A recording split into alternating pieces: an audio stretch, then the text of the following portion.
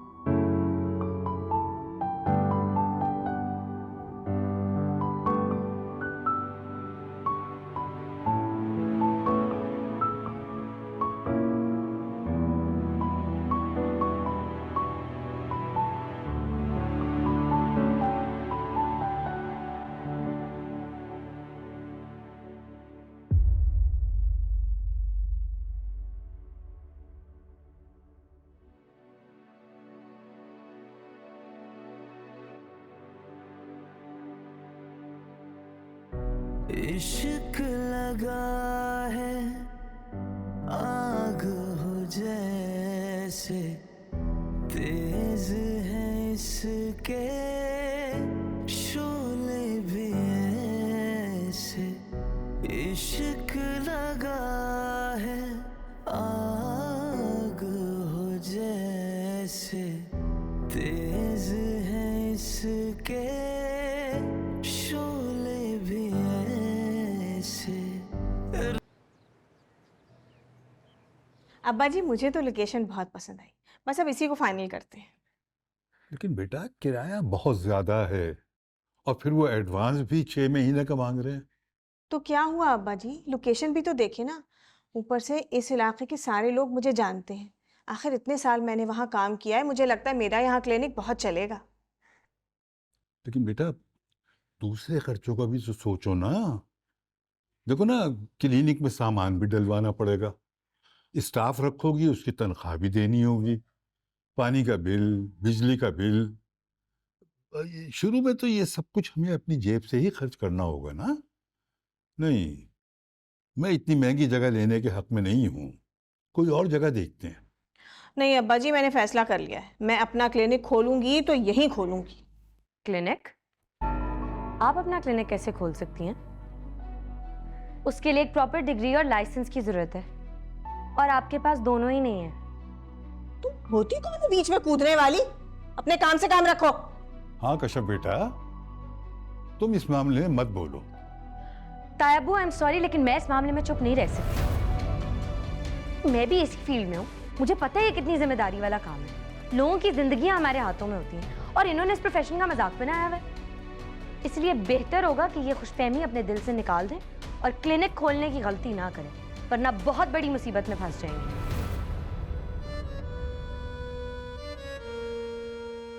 खुद को डॉक्टर बाजी कहलाने से कोई डॉक्टर बन नहीं जाता है। अरे तुम्हारी इतनी हिम्मत! आज ये गलती कर ली, आइंदा मत करिए, वरना हाथ मेरा भी उठ सकता है। मैं उन लड़कियों में से नहीं हूं जो चुप करके आपके जुल्म सहती रहूंगी।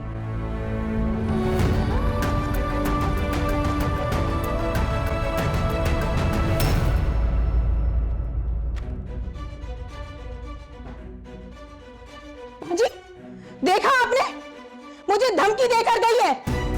और तुम अब्दुल बारी, जोरू के गुलाम, तुम्हारी बीवी तुम्हारे सामने तुम्हारी बहन को हाथ उठाने की धमकी देकर गई है और तुम खड़े चुपचाप सुनते रहे। बेगैरत कहीं के, थू है तुम पर अब्दुल बारी, थू है। अच्छी शुरुआत तो आपने की थी ना, अगर आप उस पर हाथ उठाने की कोशिश करेंगी तो वो जवाब तो देगी। मामूली लड़की नहीं है वो, उसको उनका जवाब पत्थर से देना आता है। और इसी पत्थर से ना मैं तुम्हारी बीवी का मुंह तोड़ दूंगी। अब तक तो मैं इस कशफ का अब्बा जी की वजह से लिहाज कर रही थी, लेकिन अब मैं नहीं करूंगी। कशफ जानती नहीं है कि मैं कौन हूं, मगर अब तुम देखना कि मैं तुम्हारी बीवी का क्या हशर करती हूं। कशफ को तो मैं इसकी नानी याद दिला दूंगी, सारी उम्र याद रखेगी कि शमीम किस बला का नाम है।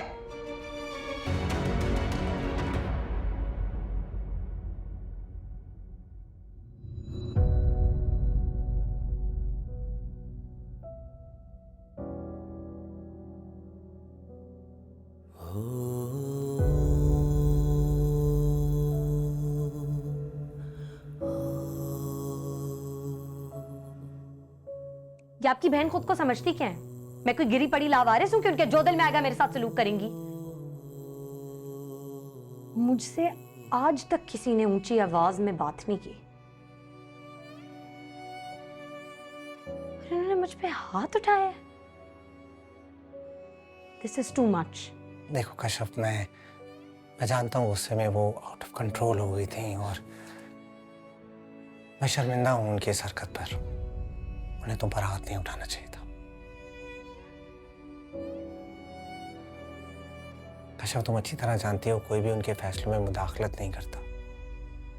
तो अपने फैसले खुद करने की आदी है।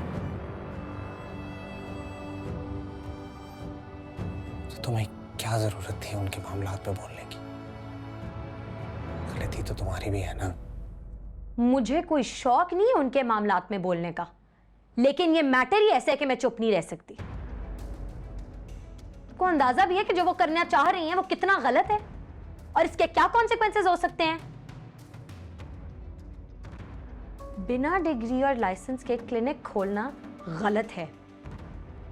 वो लोगों को ट्रीट नहीं कर सकती। It's illegal. उन्हें जेल हो सकती है।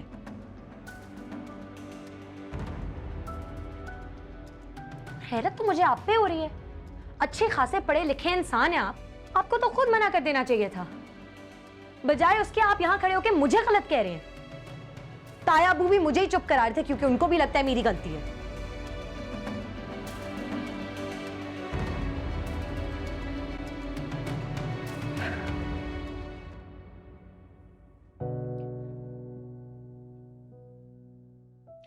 You know what?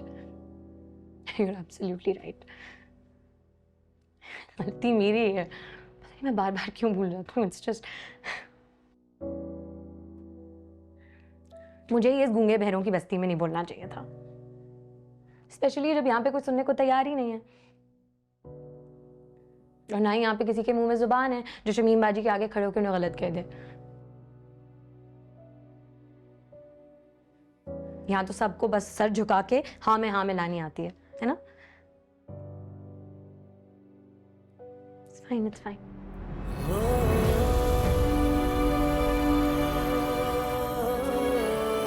मैं रात को मुनव्वर के यहां जाना है और अब ये तमाशा हो गया।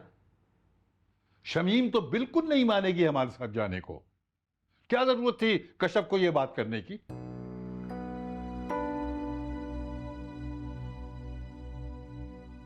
अब्बा जी, कश्यप का अंदाज गलत हो सकता है लेकिन उसकी बात गलत नहीं थी।